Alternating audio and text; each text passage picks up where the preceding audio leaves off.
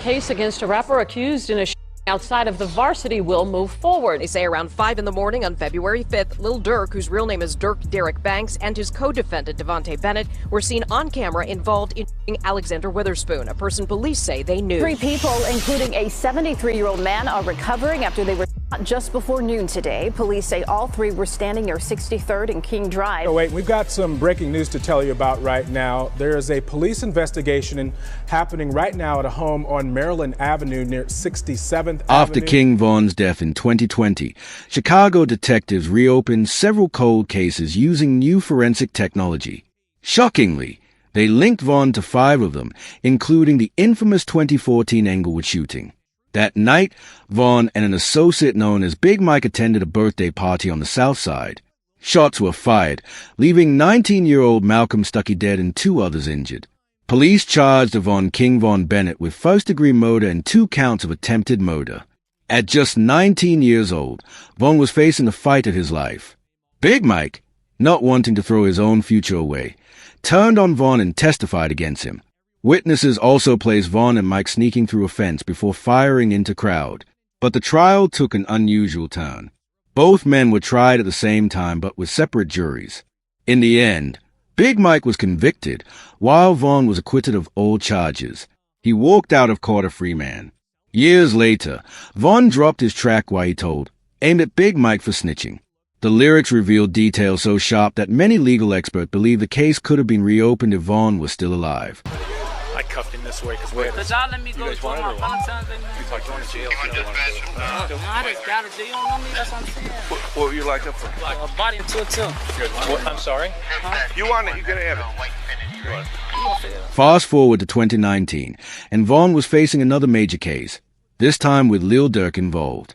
In February, a man was shot near the Varsity Diner in Atlanta, where cash, jewelry, and his Jeep was stolen. Surveillance footage tied both Von and Durk to the crime. By June, detectives testified in court that Lil Durk was seen firing from a moving car while Von was behind the wheel.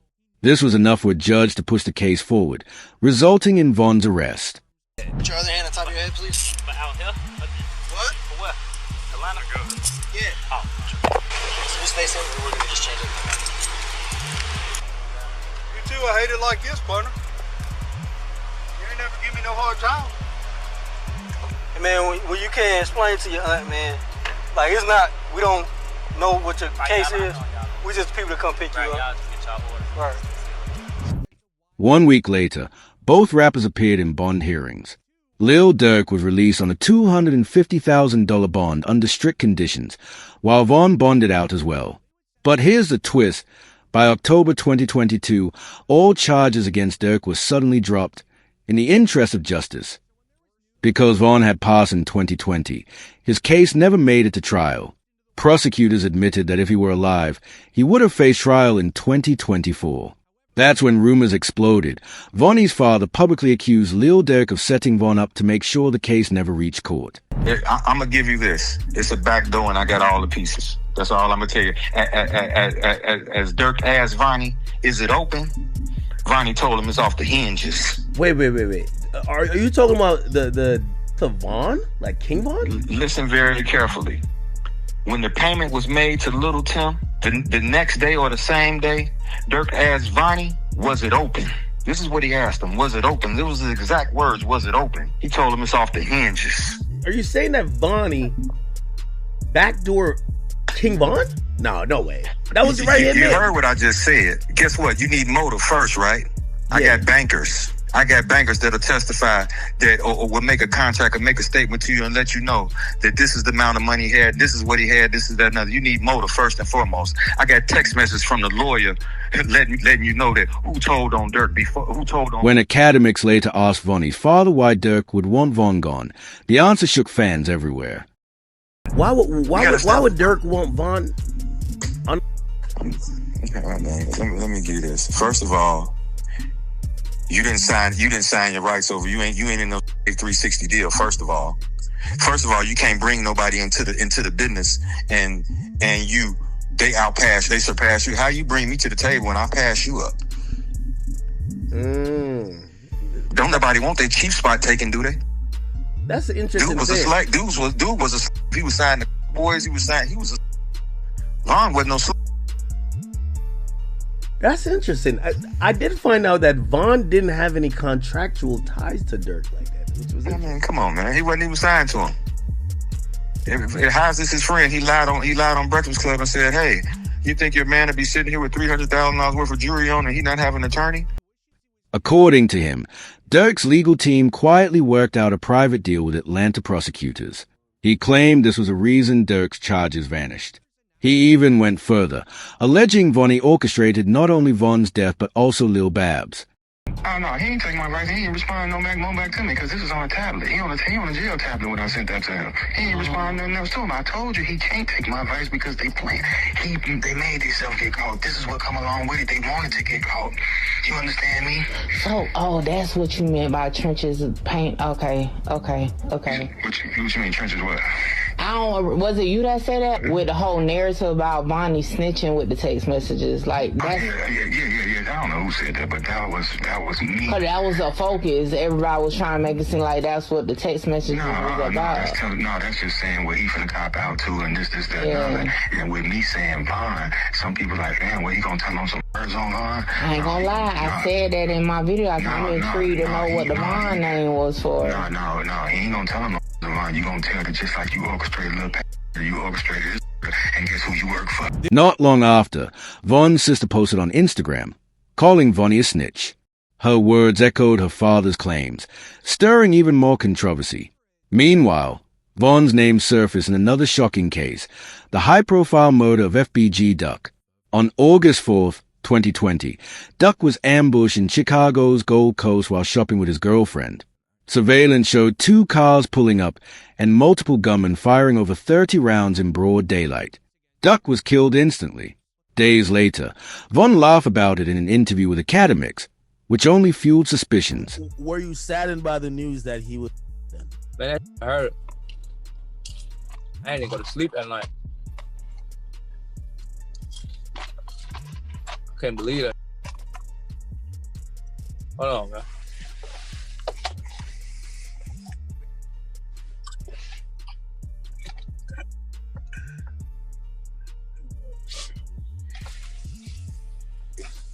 Let's talk about some other.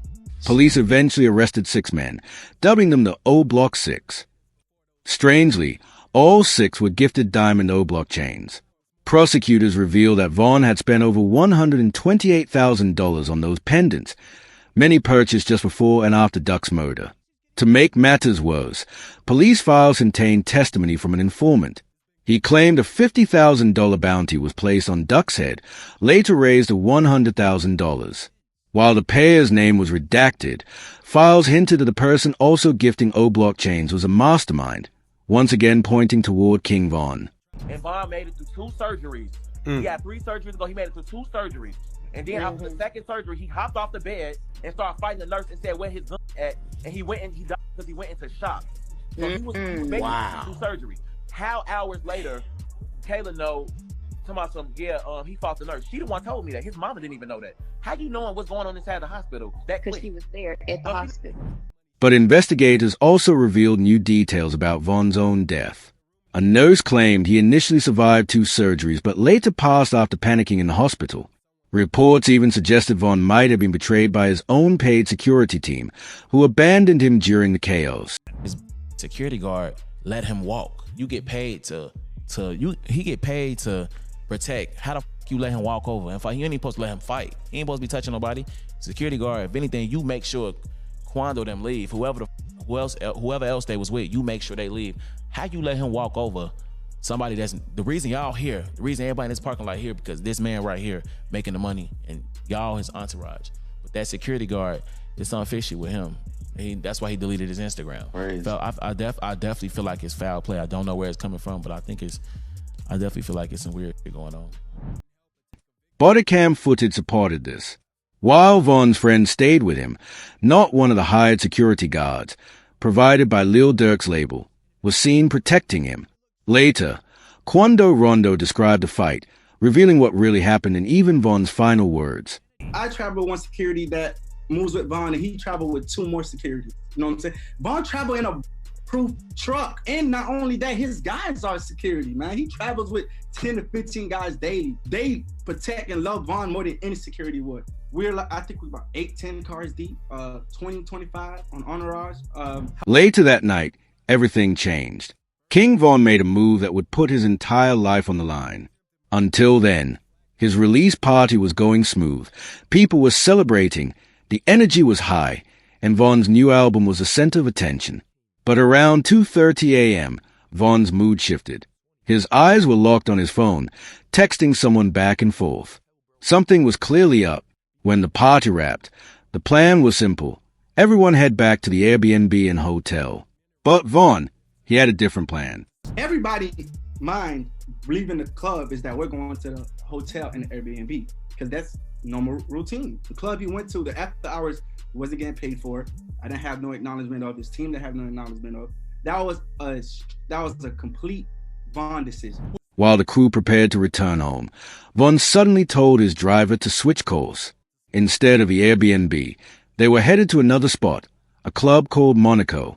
That split-second decision would be the first domino to fall in a chain of events that ultimately cost him. Everybody else that was with us driving to the Airbnb, and Von literally went to the venue by himself.